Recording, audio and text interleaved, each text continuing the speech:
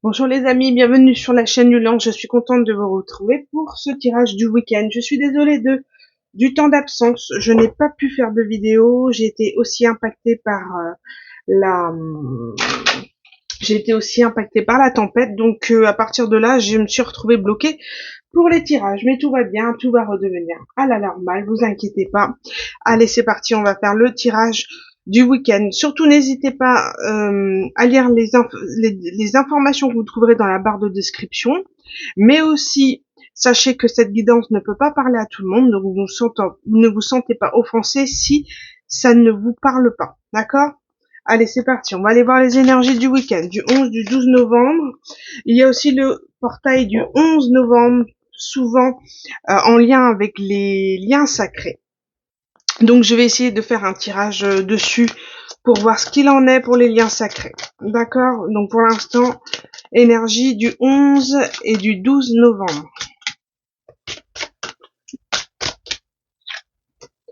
Le mannequin, que je ne connais pas. Protection, danger, erreur, faute, contrôle.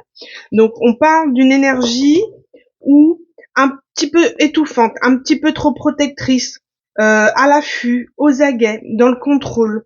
Alors, est-ce quelqu'un de votre entourage ou quelqu'un qui vous observe? Le papillon. Donc ici, au niveau des énergies du week-end, je ressens quelqu'un, une énergie, voilà, masculine, féminine, peu importe, qui observe, analyse, vous contrôle, essaie de contrôler vos énergies, ou en tout cas est dans le contrôle, donc souhaite savoir comment vous réussissez à vous métamorphoser, parce que vous êtes dans une phase d'évolution, de mutation. Vous êtes en train de vous embellir, muet comme un serpent. Une très très belle transformation. Et cette énergie ne comprend pas comment vous arrivez à devenir ce papillon. Donc là, vous commencez à interpeller, peut-être que c'est déjà le cas, hein, mais en tout cas, on parle d'être à l'affût, aux aguets, de quelqu'un qui se transforme, quelqu'un qu'on n'a pas forcément pu reconnaître de sa valeur en fait. Et là, quelqu'un est en train de s'embellir, muter, évoluer, et l'autre, eh ben, il reste sur sa branche là, et il se dit mais mince, pourquoi j'ai laissé partir cette personne, ou alors comment elle fait? Comment elle fait? Et puis vous êtes là dans vos énergies de je suis bien, j'ai un problème de lumière, mon chat a mangé les fils de ma lumière, du coup je suis un petit peu embêtée. Là, on parle de fermeté, de limite cadre. Vous êtes ferme, vous êtes au clair, vous êtes ancré dans vos énergies et dans vos émotions, parce que là on voit le rhinocéros, les pattes dans l'eau. Vous êtes équilibré autant au niveau du mental qu'au niveau des émotions. Donc rien ne peut vous ébranler.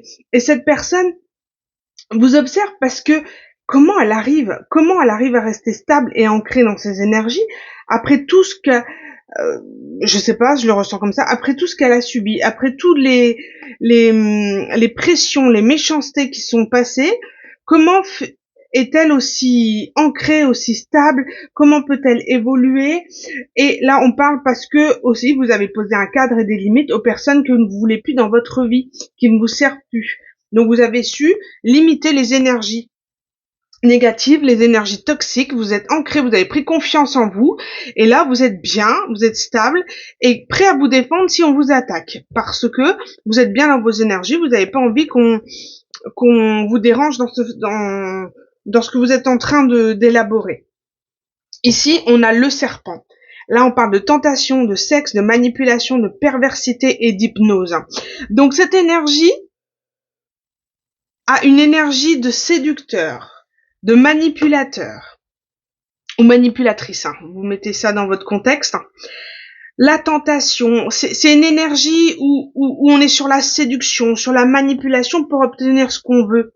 Sauf que cette personne n'évolue pas. C'est pour ça qu'elle vous regarde de cette manière. Elle se dit, mais comment elle fait moi j'essaye de par tous les moyens d'y arriver, j'y arrive pas, et elle est là tranquille, les pattes dans l'eau, et puis elle avance quoi. Elle avance, et puis il y a une forme de jalousie ici, de comprendre en fait comment vous faites pour évoluer en étant pas naïve, mais en tout cas c'est comme ça que l'énergie vous perçoit, ou si c'est vous, hein, vous transmutez, mais cette énergie-là voit cette personne comme naïve, comme euh, pas bébête, mais voilà. Et là, du coup, il y a quelque chose qui est en train de s'inverser parce qu'on se dit, mais mince, là, c'est pas terrible, là. Là, comment fait-elle pour évoluer, avancer dans sa vie? Et moi, je suis là en train de tout faire pour y arriver, j'y arrive pas. Donc, on parle d'attirer l'attention, d'attirer l'œil. Alors, ici, au niveau, j'ai pris le reflet de lune, le Normand, de Célia, j'ai oublié, Mélesville. C'est celle qui a créé cet oracle, hein. Elle a une chaîne si vous souhaitez aller voir. Alors,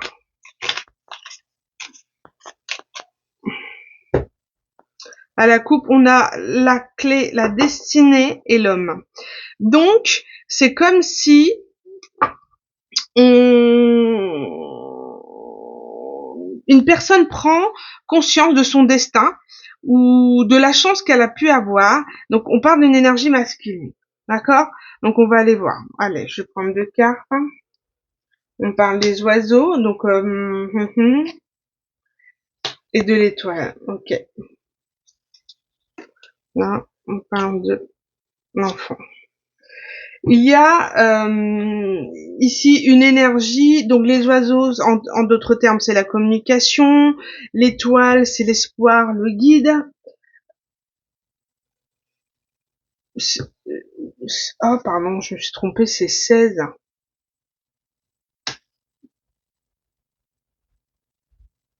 La réussite et la guidance.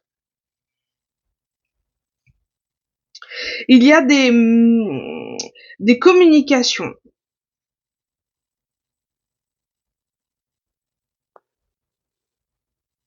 C'est comme si quelqu'un se reconnectait à son enfant intérieur ici. On parle d'enfant, d'immaturité. C'est comme si le côté naïf, comme je disais tout à l'heure, on reprend contact avec, à travers une forme de guidance. Alors ça peut être dû à la spiritualité, à une religion, etc. On essaye de se recentrer sur soi et de reprendre contact avec son enfant intérieur parce qu'on s'en était coupé. On n'écoutait pas assez ses besoins. D'une part. D'autre part, on peut avoir la communication à propos d'un enfant. D'accord? L'espoir. On d'autres decks, j'ai quoi? L'espoir, la destinée par rapport à un enfant.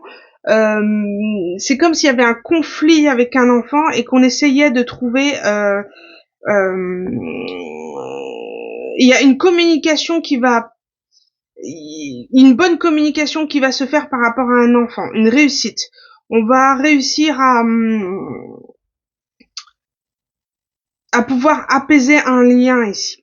Peut-être des parents divorcés, pourquoi pas, des parents qui ont coupé contact, ou alors une relation de couple un peu tumultueuse. L'enfant sera vraiment le lien pour permettre de rétablir une communication sereine et apaisée ici.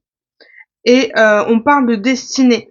De trancher en fait avec ce qui ne convient plus. Ouais, trancher. Quelqu'un se rend compte de la valeur d'une autre personne et coupe vraiment. Là, on parle vraiment de deuil. On parle de là, c'est une fin. Hein. Là, on tranche, on rompt. C'est le deuil par rapport à une énergie masculine, mais qui on veut plus de liens toxiques. Donc à partir de là, on tranche. Et Et comme vous posez un cadre et des limites, automatiquement, comme vous avez posé un cadre et des limites, automatiquement, vous faites respecter et vous renversez la situation. D'accord? Allez, je vais continuer ici. Et je vais terminer parce que